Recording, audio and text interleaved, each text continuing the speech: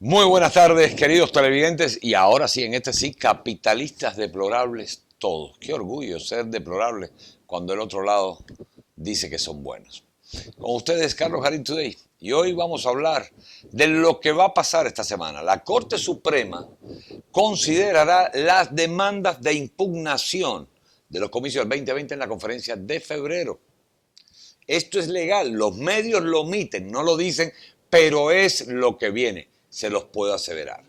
Este viernes, la Corte Suprema de los Estados Unidos programó varias demandas de la contienda de alto perfil, incluidas las presentadas, atiendan bien, por Sidney Powell y Lin Wood, y la campaña del presidente para su consideración en la conferencia del 19 de febrero. Según la lista de casos, y esto es público, récord público, para que no digan que está inventado, las demandas incluyen el caso de Sidney Powell en Michigan, 20.815, la demanda de Pensilvania de la campaña de Trump, 20.845, y la demanda de Wisconsin, 20.882. También la demanda de Pensilvania presentada por el presidente Mike Kelly, el representante Mike Kelly, republicano de Filadelfia, 2080 o 810, y el caso de Lin Wood en Georgia, 20799. O sea que todos los casos alegan alguna forma de conducta ilegal relacionada con el proceso que afectó el resultado de la contienda, incluida la expansión del voto por correo por parte de funcionarios electorales que cambiaron las reglas en contravención de las leyes estatales que existían hasta ese momento. Falta de medidas de seguridad adecuadas en torno a lo que se emitió por correo y problemas con el voto automático, tabulación y denegación de acceso significativo a los observadores electorales. Esto no quiere decir absolutamente nada, solamente me apego a la verdad. Quiere decir que la Corte Suprema lo va a hacer. Esta se negó a otorgar alivio o acelerar los casos, según lo solicitado en las respectivas peticiones presentadas desde la toma de posesión de Sleepy Joe el 20 de enero. Los medios lo distorsionaron y dijeron que las Cortes lo habían rechazado. No, la Corte lo que se negó fue apresurarlo. La petición de Powell en Michigan, por ejemplo, buscaba un alivio declaratorio de emergencia en que se declara que los resultados de los comicios certificados por funcionarios de Michigan eran inconstitucionales y contrarios a la ley, y junto con medidas cautelares que descertifican esos resultados. Por su parte, la petición de Wood en Georgia solicitó a la Corte Suprema que ingrese una orden de emergencia que instruya a los demandados a descertificar los resultados del proceso general para la oficina del presidente, con el objetivo de que no llegara a darse una toma de posesión y evitar todo lo engorroso de tantas fechas que vivimos hasta el 6 de enero. La petición de Kelly, por su parte, solicitó al tribunal una orden judicial que prohíba a los ejecutivos respondidos tomar medidas oficiales para tabular, calcular, escrutar, certificar o finalizar de otra manera los resultados de la contienda. Trump Jr. hace un comentario sobre esto y versa así: esto es lo que viene a continuación para nuestro asombroso movimiento.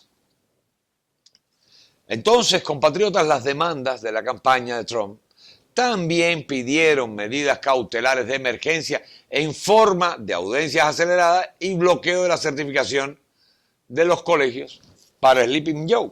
Pero la Corte lo que hizo fue negarse a acelerar los procesos, no negar la presentación de los casos. Algunos de los abogados en los casos dijeron que superar los desafíos era importante, ya que podrían tener un impacto en la equidad electoral a largo plazo. Así que nuestro problema legal sigue siendo importante y necesita la revisión de la Corte. El Washington Examiner se refirió a la conducta de Pensilvania durante el proceso del 2020 como un desastre.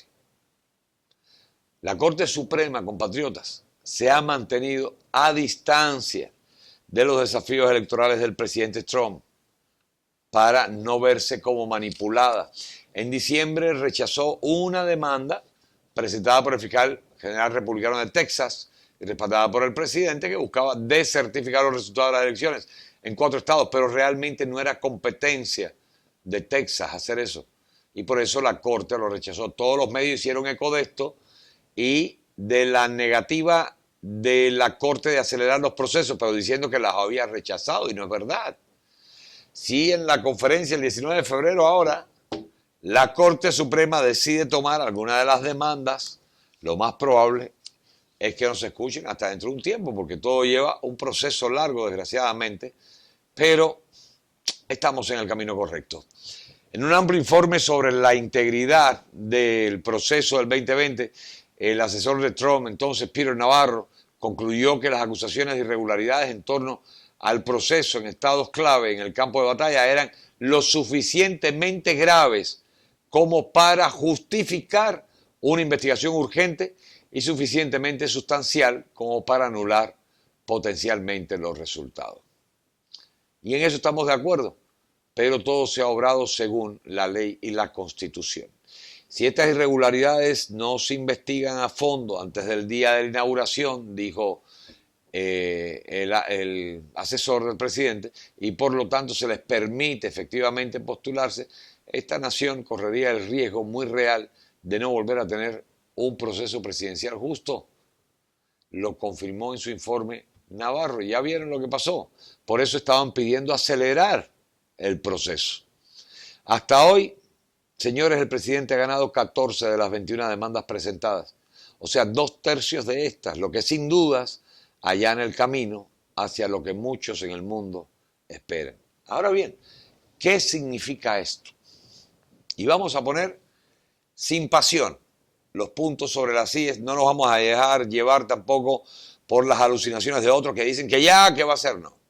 En primer lugar, esto significa, demuestra, evidencia la complejidad de los medios con el establishment y el esfuerzo enorme por destruir América.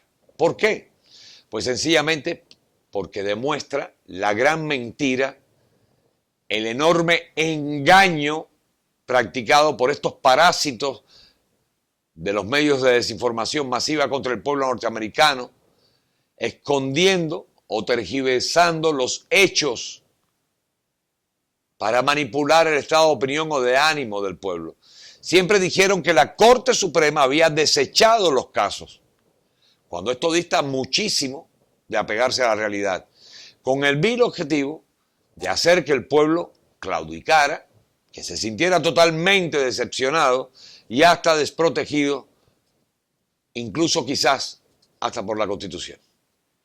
En segundo lugar, de esta manera aseguraban el camino para poder quebrar las esperanzas, eliminar las posibilidades de reclamos por parte del soberano, el pueblo, we the people, decepcionado totalmente. Garantizaban seguir adelante con sus diabólicos planes de conquista de la nación, distanciando cada vez más la posibilidad de un motín o rebelión que de alguna manera los conduciría merecidamente al cadalso, que sería, la verdad, un sitio meritorio, porque lo han garantizado por sus acciones. Y por último, de esta manera, ganaban tiempo para poder seguir violando, como hasta hoy, cuanta ley existe, y apurando su estrategia para, entre otras cosas, cambiar a su conveniencia la Constitución para garantizar que cuando el pueblo despierte ya no tenga de qué aferrarse para exigir un reclamo constitucional, pues todo estaría violado y prefabricado o cambiado simplemente a su conveniencia, garantizando que todo lo que era legal o constitucional hasta este momento estaría relegado a un segundo plano, incluso hasta tipificado como un delito, tal como sucede en las dictaduras comunistas actuales, donde en principio el delito o pecado mayor sería incluso la procedencia. Por ejemplo, un botón, Cuba, donde el ciudadano común es culpable hasta demostrar lo contrario. Algo archimposible, pues a esta altura las leyes serían moldeadas o diseñadas para que el mismo acto de defensa tipifique como un delito. Y por eso es que los medios nunca dijeron lo que pasaba en las cortes, para generar animadversión hacia esta organización, desconfianza en todo lo que viniese de esta organización y sobre todo catalogarla de traidora a la Constitución y a nuestro presidente Donald Trump. No a ellos, sino induciendo al pueblo a que el pueblo llegase a pensar y a catalogar a las Cortes como traidoras. Pero no, compatriotas, la verdad está aquí y la Corte no ha rechazado nada. Incluso, como ven, este 20 recibirán los alegatos y pruebas de los abogados Lin Wood y Sidney Powell. Ahora, ¿qué pasará después? Lamentablemente, o humanamente sé que muchos se han rendido, otros muchos están decepcionados, otros temerosos y cansados, pero sin ánimos de crear falsas expectativas, compatriotas. La verdad siempre se impone, aunque tarde un poco, y va de la mano de la justicia. Ahora, para los amantes de las pruebas y las evidencias, sí existen evidencias y referencias históricas para respaldar lo que pudiese venir. El caso Bush-Gore, donde se revirtió el resultado otorgando al verdadero ganador de la contienda la casa.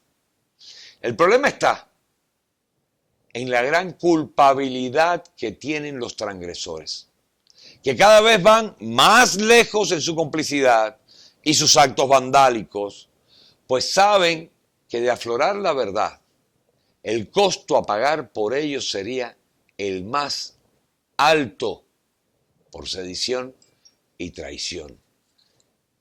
Y mientras más pasa el tiempo, más se van enredando, porque más cosas van violando para buscar la forma de no dejar ningún cabo suelto que permita a alguien asirse en aras de la ley, la Constitución y la verdad. Por lo tanto, cada vez delinquen más y es más grande el peso que cargan sobre sus hombros. Cuando caiga el telón, no solamente va a avisorar el fin de una era, sino viene en letras chiquitas escrito el contrato del cadalso para todos aquellos que obraron en mal, en contra de la República y su Constitución. Fe y esperanza. Si Dios con nosotros, ¿quién en nuestra contra? Que Dios los bendiga. Dios bendiga a nuestro presidente Donald J. Trump. God bless America. Hasta siempre.